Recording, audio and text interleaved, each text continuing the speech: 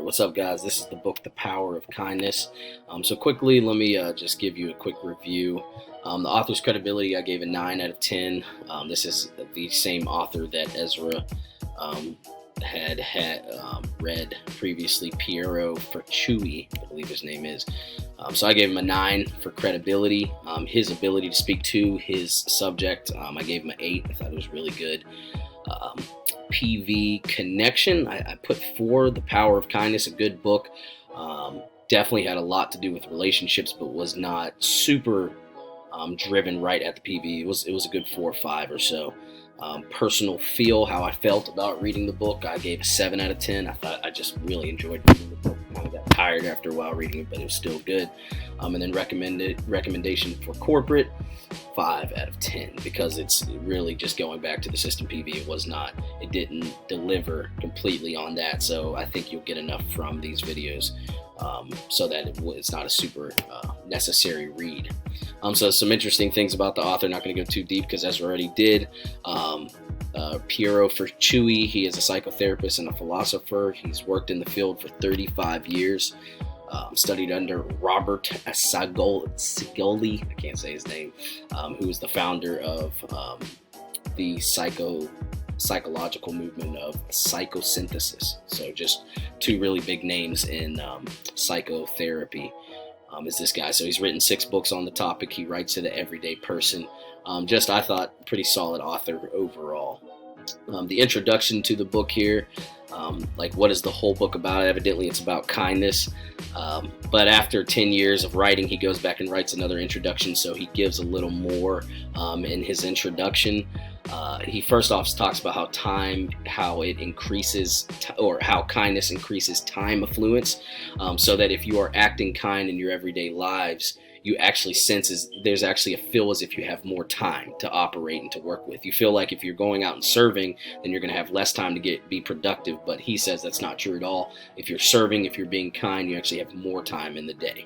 And so it's just the selfishness attitude that is thwarted, and it gives us more time. Many studies, he actually lists a lot of them, show and prove this fact. To kindness, of course, it also benefits not only the people we're being kind to, but it also benefits the person doing the kindness. Kindness just increases health overall. There's studies that are showing how kindness is benefiting just the overall well-being of the person. And then also just kindness, he talks about how it's from our primitive state as kids. Looking at babies, there were some studies looking at babies, how they were just naturally kind, helping and assisting and opening cabinets, picking up blocks for experimenters. How kindness is just a natural thing. It comes natural to us. He talks about how kindness is so natural that we overlook it, and we tend to look, because of the news, because of the hurriedness of our culture, because of just the rarity of negativity. We look at that so much and we praise that, and we feel as if there's not a lot of kindness going on. But he says like it's way more of a norm than the negative. So I thought that was pretty neat as well, just how it is a very primitive thing in our lives. And they even went back and studied different tribes and how this was kindness was very essential in the tribal lives many years ago. And then in the second introduction, he talks about how kindness towards our environment, kindness towards people, is just absolutely essential right now. With, you think about our environment through all of the bad stuff that we have in our environment, pollution, all those different things. He talks about how we need to be kind to that, but also that in what he calls the ice age of our time, we're living in somewhat of an ice age, because it's so distracting, it's so hurried up, it's so people don't take time to be kind. People don't take time to stop and pause. And he gets a little bit into that in the book. So he really hits on the fact that kindness is just essential in this time. So that's the introduction and a little bit about the author. And we're going to move into the chapter on honesty. But before we do so, let me just tell you the chapters here. He gives, it's about 19 chapters. And each chapter, he looks at a specific quality. So he's never going to just talk about kindness, but he looks at a quality like honesty, like harmlessness, warmth, forgiveness. He looks at a quality and he takes kindness and shows how the quality works with kindness. So it's a really interesting thing on how he goes about doing that. So let's move into this first chapter. All right, let's start with chapter 1, which is honesty. So this is the first quality that the author talks about. He kind of shows that honesty is the grounds for kindness. So recall that he's going to pair all qualities with the main essential one that he's talking about in this book, and that's kindness. So honesty is that number one. It's that ground for all kindness, though it can seem paradoxical from time to time, because you can, if you're too honest, it's almost like you're not being kind. But he says that if you're not honest, then you're pretending as if there is no problem at all. So he uses examples of eccentrics, who are people that are not held by the opinions of others, and he shows like there are different studies that are showing that eccentrics have higher quality of life. They live longer because they're not worried about what people say or what they think about them. So he shows this as what he calls an extreme example of just fearlessness in being honest. He says that if you're not kind, it's because you're driven by, or if you're not honest, you're driven by fear. And once again, if you're not honest, you're not truly being kind. So let's move on to chapter 2. Harmlessness. I thought this was interesting. Harmlessness meaning just this harmlessness. I'm going to read the definition. Harmlessness is also an active quality. It calls for awareness, self-control, intelligence, and goodwill. So it's the whole idea of this self-control of just being controlled, where you're not being malignant, you're not being malicious towards people. You can control yourself in that you do not, you're looking for peace. So he even talks about how Gandhi, he had the non-violence. That's like an extreme version of this harmlessness, where we do not seek to punish people. He shows studies that where the lesser evil, in other words, so if someone harms me, then I need to go out and harm them in a lesser degree to keep them from harming me. He shows that how that actually is a very bad thing. But he also talks about, those are some extreme examples, and that's not necessarily what he's talking about here. He's talking about a disposition and attitude of, how can I be harmless? How can I be caring for people? How can I seek to for people to walk away without pain when they're in my presence? And that's going to be just another quality of kindness. I think that one's more self-explanatory. So let's go to chapter 3, which is warmth. Giving warmth leads to getting warmth. Society and relationship in general cannot thrive without closeness and respect for the uniqueness of the individuals in society. That's my summary for just this whole chapter. He says that, and I thought this was cool, that warmth is a requisite for transformation. It is the heart of kindness, just being warm towards people. It's warmness and closeness are closely related. Warmness and closeness, because it's that closeness towards people in relationships that's going to lead to our kindness. It's going to be, once again, it's this whole disposition of it. He talks about even just touching. There were studies about how your touch with other people can increase their quality of health. So I think of the love languages that explains this a little bit, but one of those is touch. So as you're touching people, it can increase the sense of warmness, and just that alone can increase people's health. So I thought that was a very interesting chapter, and also very just challenging to be more warm with people versus just cold and away from people. So let's move on to the chapter called Forgiveness. As you can tell, I've lost count of which number this is, because he didn't title the chapters 1 to whatever. He just names them the quality. So this one's forgiveness. Very, very important. I said, though forgiveness is hard, when viewed with the right vantage point, it is possible. Furthermore, the author teaches that in order to be kind, we must let go of the weight of our resentment towards others. Forgiving frees us of a rotten disposition so that we can be authentically kind. So it's just that right there. If we're not forgiving, we're constantly, he talks about thoughts and things like that. So we're constantly replaying what has been done to us, making us kind of nasty, making us rotten. Therefore, you can't be kind if you're a rotten person at your core. So it's imperative, it's essential that we learn to forgive. That is absolutely essential in relationships. We're talking about the relationship system. He says that you cannot thrive if you cannot forgive. Let's see, he calls it a basic elementary principle just of life, that you must forgive because of that thought concept. And so once again, he also changes. He says it seems impossible, and he gives examples of even people that he's worked with that it was just impossible to forgive. But it seems impossible to forgive. But if we broaden our vantage point, if we look at life as a whole, then we can see that it's just not worth it to hold on to anything, even if we've been wronged in the deepest ways. It's not worth it. We must learn to forgive. And then, of course, that cleans us up so that we can be kind. Next chapter, contact. I thought this got kind of interesting. Contact is the door by which kindness can flow. If you have contact with people, you will find their heart. The author teaches that contact with humans betters our health, our energy, and overall life quality. So he talks about even before 5 months as a child, you have this sense of purity as a baby. And if you notice babies at before 5 months, and I was thinking about Bella, little niece, how this is so true about her, that she smiles, she loves everyone. It doesn't matter who you are, you're your best friend, because there's no development of the sympathetic nervous system yet. There's no sense of danger, and it's all purity. And so you can see babies in their primitive states, they naturally want contact. They want to be around people. They want to, their guard is down. And so he talks about that as the purest example of what contact looks like.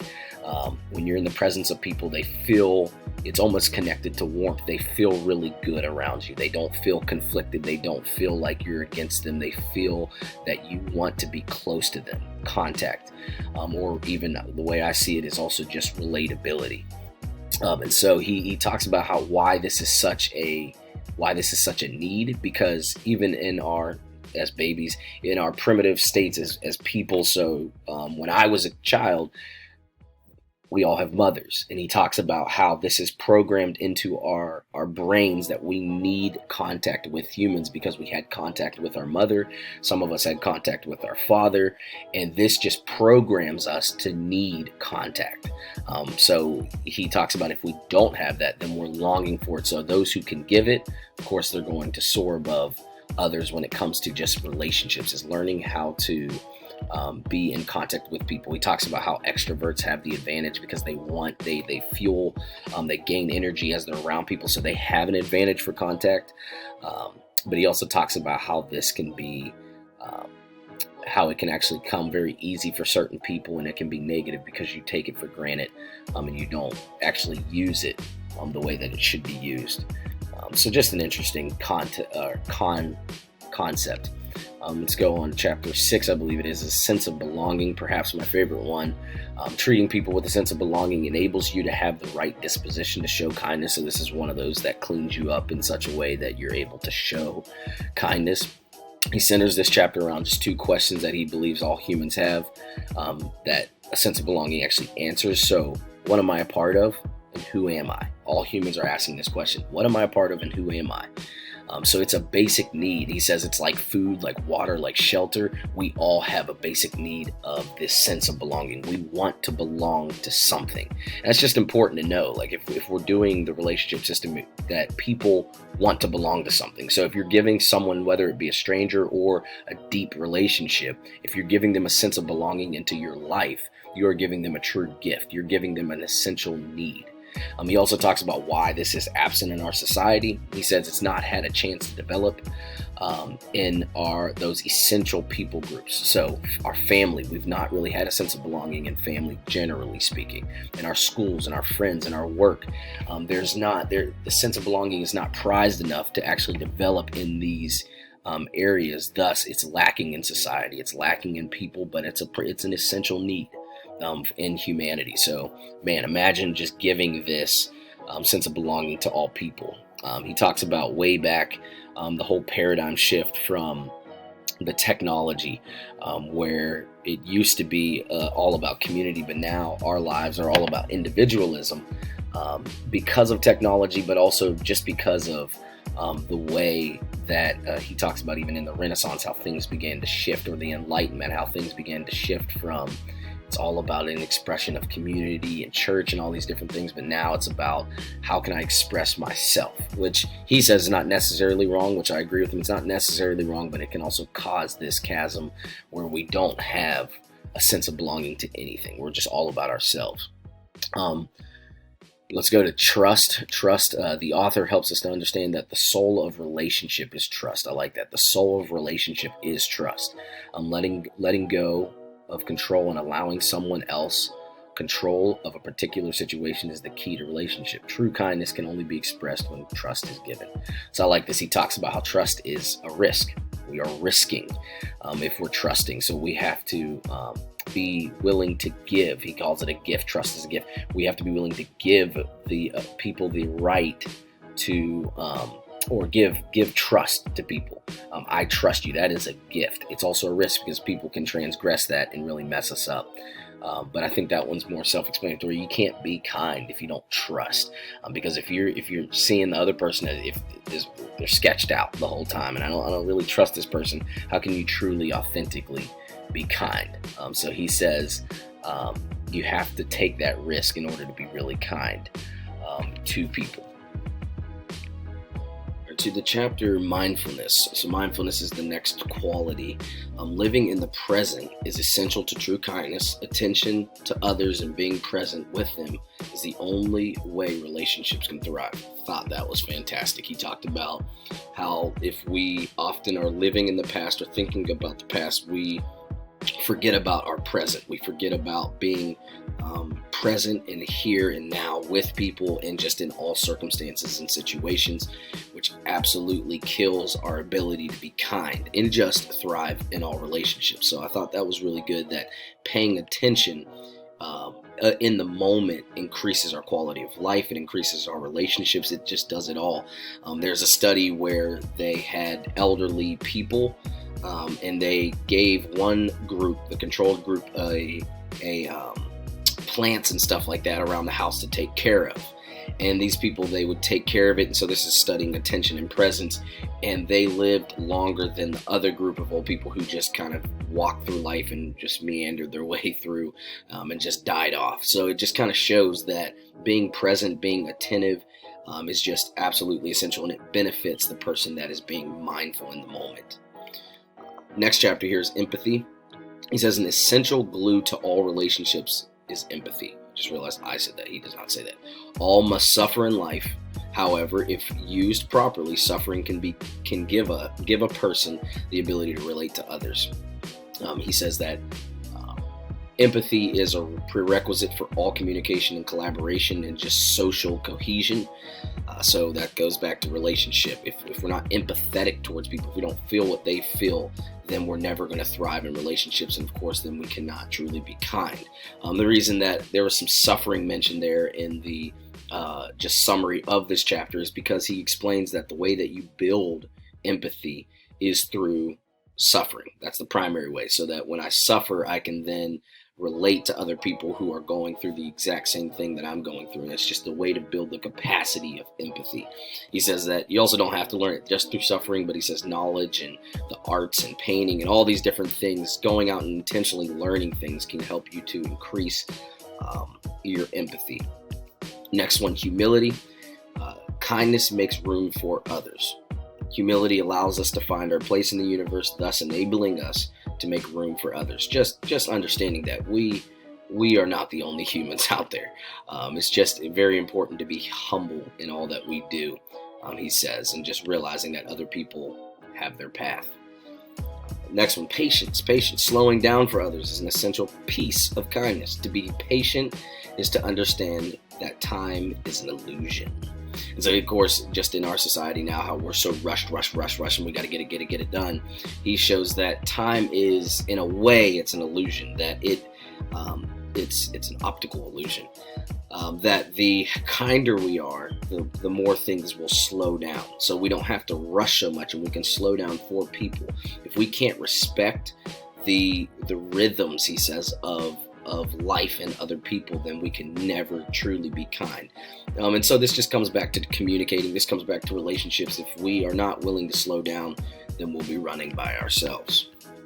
Generosity is simply giving. I think that one's super obvious as to why that would be, why there's kindness.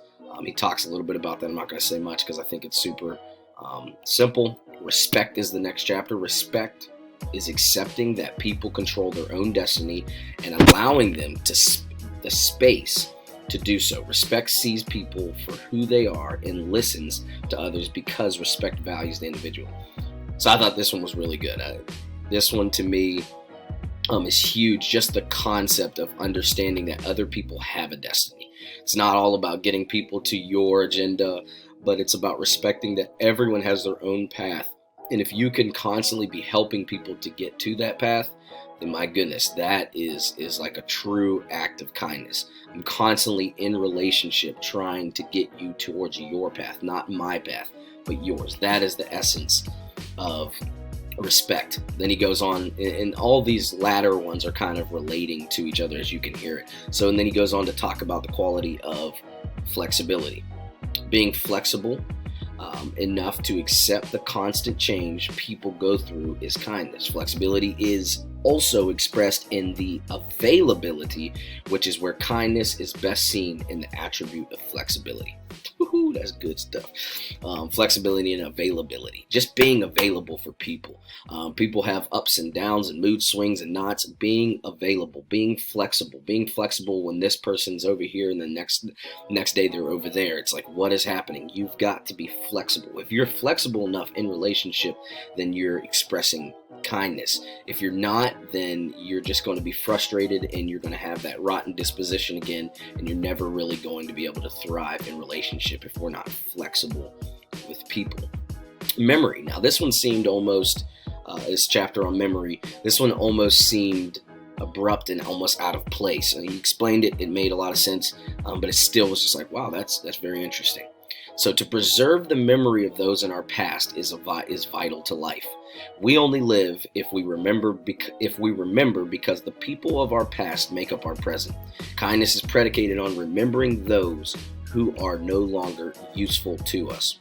Boom. So that's what he's talking about is past loved ones, grandparents, parents, people that are not in our past. I personally thought about this for my life because I've gone to college in Georgia and different places. I've lived in many different places where there are people that I love in those places that are just not relevant to me right now.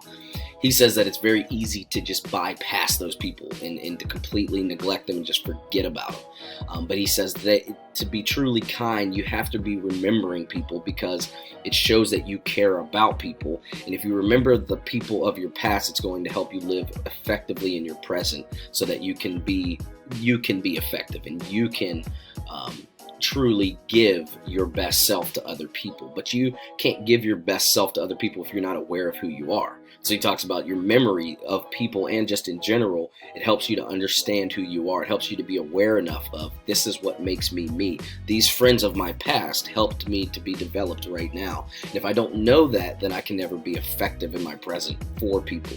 So I was just like, wow, that's a pretty cool concept to always be remembering.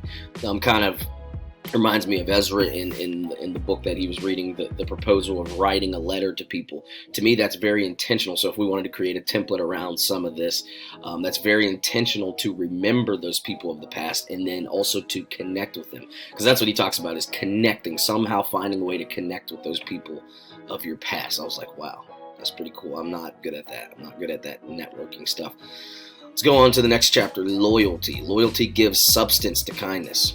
To be there for someone, no matter the circumstances, is profoundly valuable, especially in the age of distraction and interruption. So right away, barriers to loyalty would just be that distraction and interruption. We live in an age where we're just constantly distracted. Our phone boys and whatever else it might be, we're just distracted, and then we are constantly being interrupted. And this keeps us from being loyal to people, loyal to concepts, loyal to visions. And so he says, I thought this was so good because I was like, man, that makes a lot of sense. He says that a person of substance is the person that is capable of being loyal. In other words, if you have value, if you add value to your life, you have substance. You you're confident in who you are. Like, you're being transformed on your own. You have the ability to do things by yourself. You have substance in you that makes up you. I don't know. You have substance in you. So now that you're able, you feel confident enough to be loyal to what you want to be loyal to. Problem is, people that don't have substance, they don't have values. They're constantly going from one thing to the next thing, constantly attempting to find value in other people or other things, and then you just can't trust those people. They're like the leaves off of a tree in a windy day. They blow to and fro. They can never stay in one consistent place because they're always constantly seeking something else. And so I thought that was profound. That the real big application there is build value into your life, and you enable yourself to be loyal to people. Huge. Next one, almost there. Gratitude. Gratitude didn't say, I didn't even have a summary on this one. I don't know why.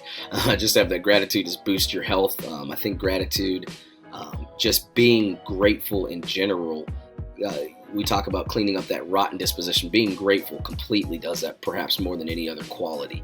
That it enables you, it equips you to be kind. The next one is service. Service enables us to make an impact on the lives of others. We build value in ourselves and extend it to others. This is kindness.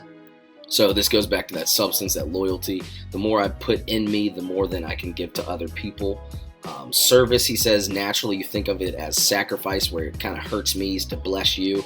He says it's actually the complete opposite, that when I'm serving others, it fulfills me. It fulfills them as well, but it really does fulfill me. It builds my self-esteem. It helps me to find value in myself and my work. It helps me to improve me, because I can't serve other people effectively if I'm not constantly equipping myself with the means to serve. So the greater communicator I become, the more I can serve in that realm. The greater teacher I become, the better I can serve students. So I have to be building me up, and that's one of the great benefits of service. Joy is the very last one here, and it's the last one for a reason, because it really is that main ingredient. He says joy is the essential ingredient in life. We are programmed for it. We have it. It opens us up to others, and then we can express it through kindness. He talks about two different theories in our definitions here. The hedonistic theory, where happiness comes when pleasure is maxed out. So being a hedonist, you're just seeking to find happiness in everything, and you want to be just happy. Or the other theory is eudaimonistic theory. I have no idea. We are happy when we find meaning, even if it is through effort and frustration. So when you have purpose in life, you are happy. Those are the two views of joy. So the takeaway for this chapter to me is build joy, build joy, get more optimistic, have a better attitude, and of course that equips you to be kind. The more joy you have, the more energy you possess, the more you can give to others.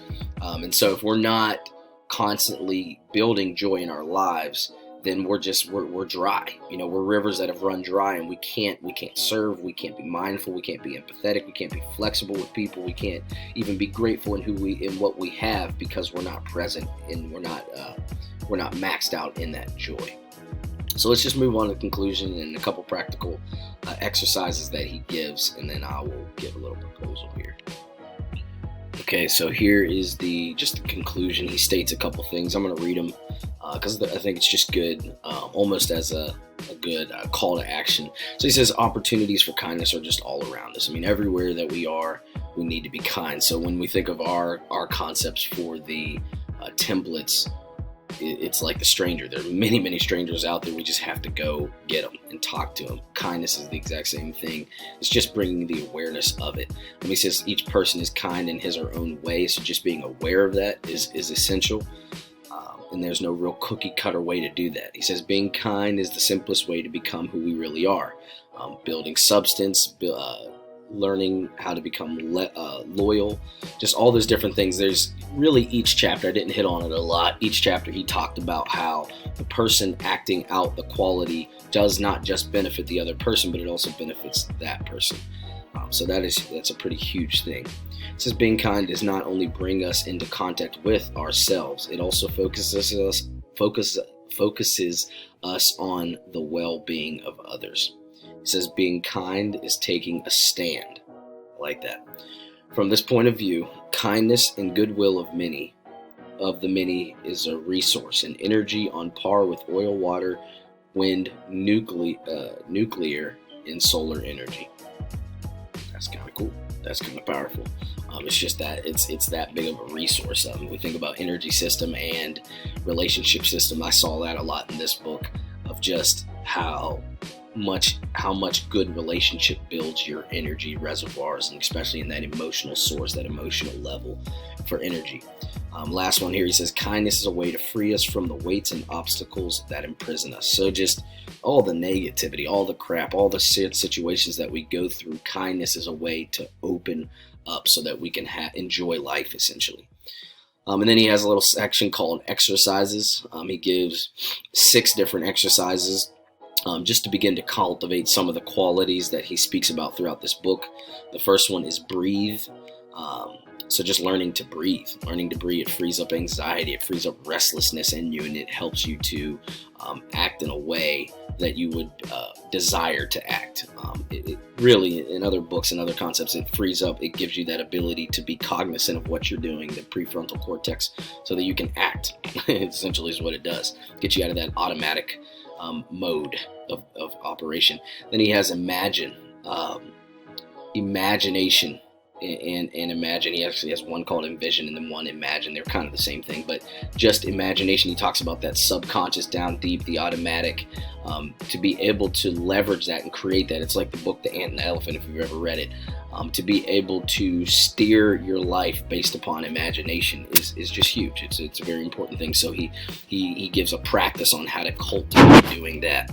Remember, just being intentionally to remember the past, remember people, remember situations. If we don't have that memory down, remember, we cannot be present. So he just has a whole exercise. I'm skimming. I'm actually telling you what the exercises are titled, but he actually talks about, hey, sit down and do this, pretty much. And then write. That's just journaling. He talks about if that's not, if we're not journaling, if we're not actually jotting down our path, then we're going to be like a computer that is clogged up. Essentially, we're not going to be able to flow and be present in who we are. Then envisioning, it's the same thing as that imagination, but it's more specifically on focusing on the future, focusing on things that are not yet here, and really thinking through the action steps of my day. So if I want to encourage people intentionally, I've done this before. If I want to encourage people, if I want to be kind, if I want to be mindful, remind myself, sit down and envision myself doing it so that when I get to the opportunity to do it, I'm more likely to actually follow through with that action.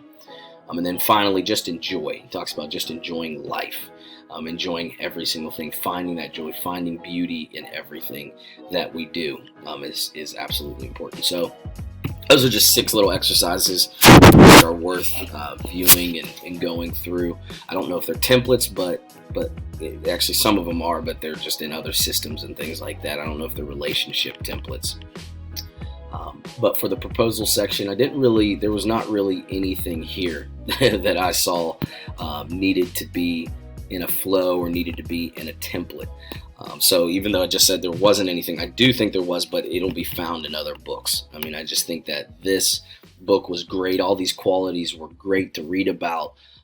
They're good archivable type things. Like, it's good material to have to note different topics, like to learn a little more about gratitude, or to learn a little more about warmth and harmlessness. To learn about those concepts is going to be very essential for some of the templates that are developed in other books. It's kind of what I was picking up on. Like kind of even how I mentioned as writing the 30 or writing a note per week. A lot of credibility for doing that is found, yes, in the John Maxwell book, but also can be found here. I think that's just what this book was. It was a good proofs type book for everything that we do. So this was the book. This was the book, The Power of Kindness. I hope you guys liked it. once again, I loved it. I don't think we need to read it as a team just because, as you can tell, there wasn't much that came out of and building templates and flows, but it was just still a very good book. The author was very, very, very good at writing. So this is the book.